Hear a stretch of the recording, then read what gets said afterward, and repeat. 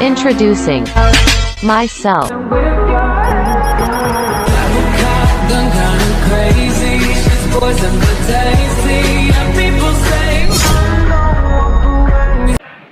Bismillahirrahmanirrahim.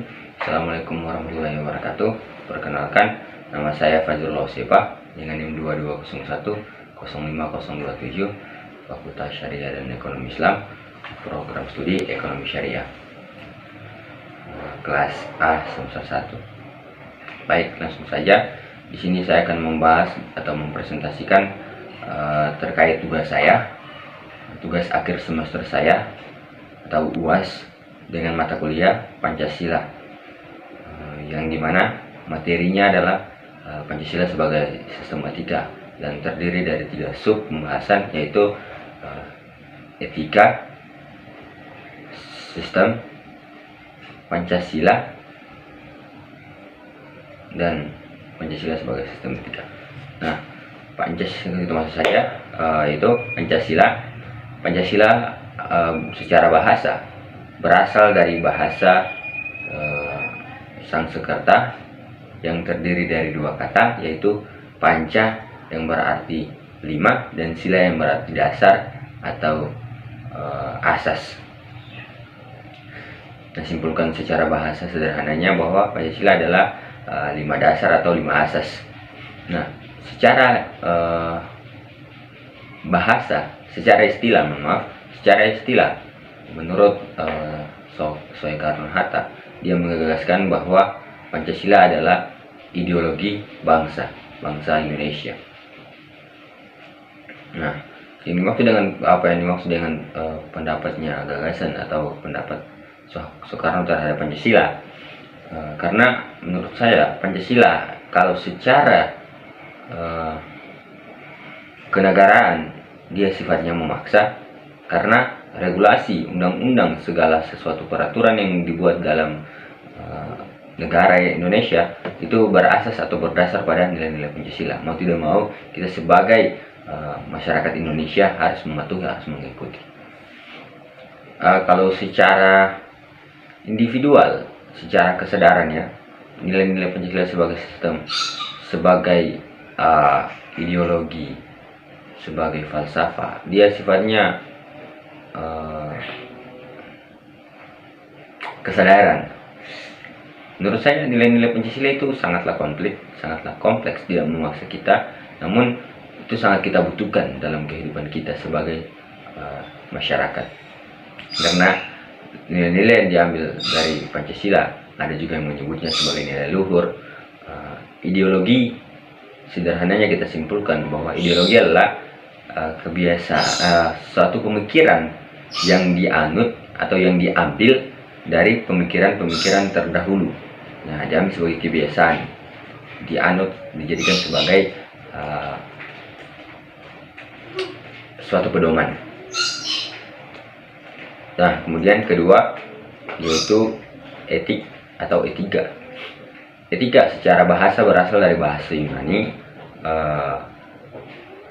yang terdiri dari kata ethos yang berarti kebiasaan atau perilaku seseorang. Nah, kalau saya simpulkan terkait dengan etika, etika adalah kebiasaan baik buruk dari suatu perilaku individu maupun kelompok tertentu yang menjalankan kehidupan di kehidupan sosial. Sederhananya seperti itu ya. Maksudnya etika itu perilaku baik buruk seseorang. Itu namanya etika. Etika itu meliputi perilaku baik dan buruk. Ada ilmu yang membahas tentang etika lebih lengkap, yaitu etimologis. Nah, etimologis itu membahas konflik tentang apa yang dimaksud dengan etika secara luasnya kayak gimana, secara sempitnya kayak gimana, secara umumnya kayak gimana, secara khususnya kayak gimana. Nah, kemudian yang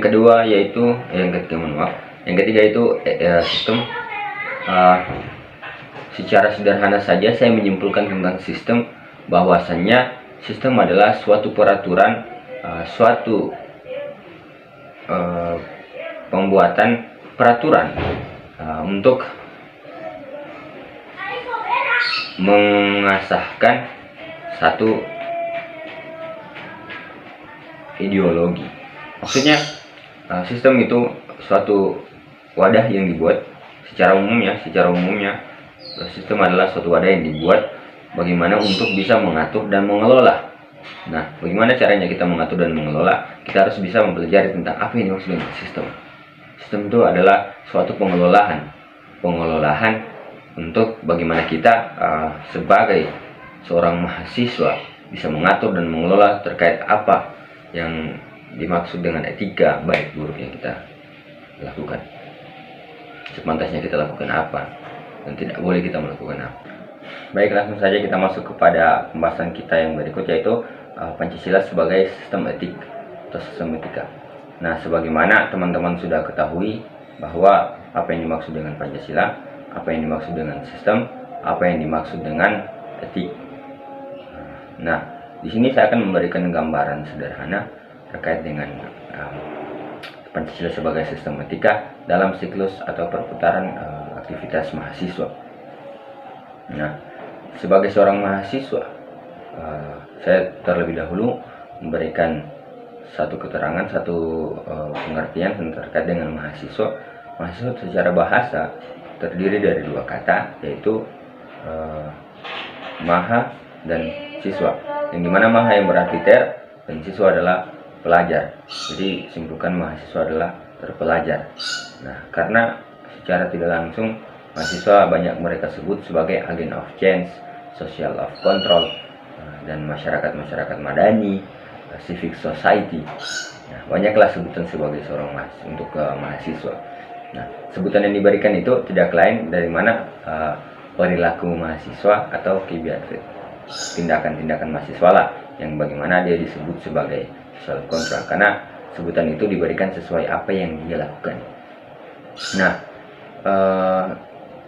sekarang yang menjadi tantangannya adalah bagaimana mahasiswa bisa disebut sebagai agent of change dan social of control, atau masyarakat madani, atau disebut sebagai civic society. Nah, menurut saya sederhananya saya gambarkan bahwa mahasiswa, bagaimana caranya dia bisa disebut sebagai seorang agent of change dan social of control? Tentunya dia harus membentuk perilaku pribadinya, karena secara tidak langsung itu menjadi satu ukuran, satu indikator bagaimana capaian-capaian yang dilakukan menjadi penilaian, karena tanggung jawab yang akan diberikan oleh dia dilihat daripada apa yang menjadi biografisnya.